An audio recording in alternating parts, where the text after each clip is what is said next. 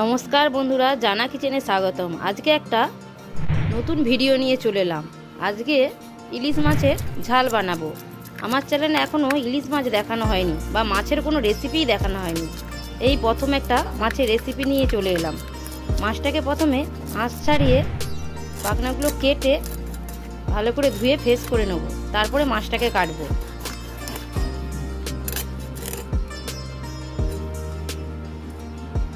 দেখুন, ধুয়ে আমি নিয়ে চলে এসেছি ভালো করে পরিষ্কার করে।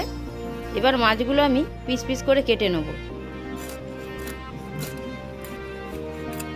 আমি ভেবেছিলাম ইলিশ মাছের ভাপা বা পাতুরি দেখাবো, কিন্তু মাছটা কাটতে কাটতে দেখলাম মাছটা খুব নরম। এমনিতেই ইলিশ মাছ নরম হয়, এই মাছটা তার থেকেও বেশি নরম লাগছে আর আমাকে। তাই আর ভাপা বা পাতুরি বানাবো না, তাই ভেবেছি বেগুন দিয়ে কালো জিরে দিয়ে ঝাল করব।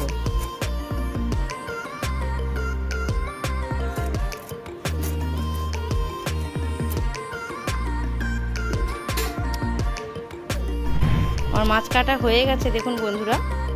এবার আমি হালকা করে জল দিয়ে ধুয়ে আমি এবার মাছটা লবণ আর হলুদ মাখিয়ে রেডি করে নেব।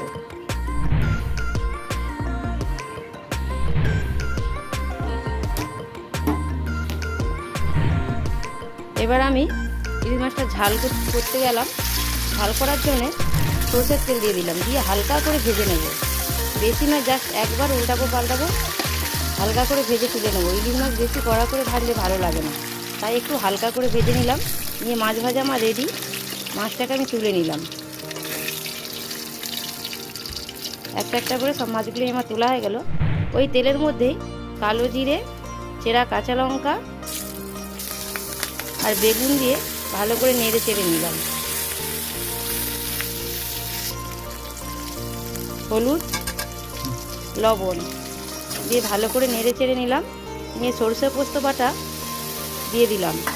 একটু ছাঁকনির সাহায্যে ছেঁকে নেব, যাতে ওইটার রসটা পড়ে যায় আর সরষে পোস্ত বাটার ছিবড়েগুলো ফেলে দিই।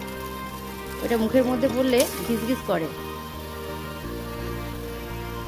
আমার ঝোল ফুটে গেছে, ওই ঝোলের মধ্যেই মাছগুলো দিয়ে দিলাম। মাছগুলো ফুটে গেছে ঝোলটা। এবার আমার রেডি ইলিশ মাছের ঝাল। ওর মধ্যে একটু সরষের তেল দিয়ে নামিয়ে নেব। আপনাদেরকে যদি ভালো লেগে থাকে লাইক, কমেন্ট, শেয়ার, সাবস্ক্রাইব করে দেবেন। নমস্কার বন্ধুরা।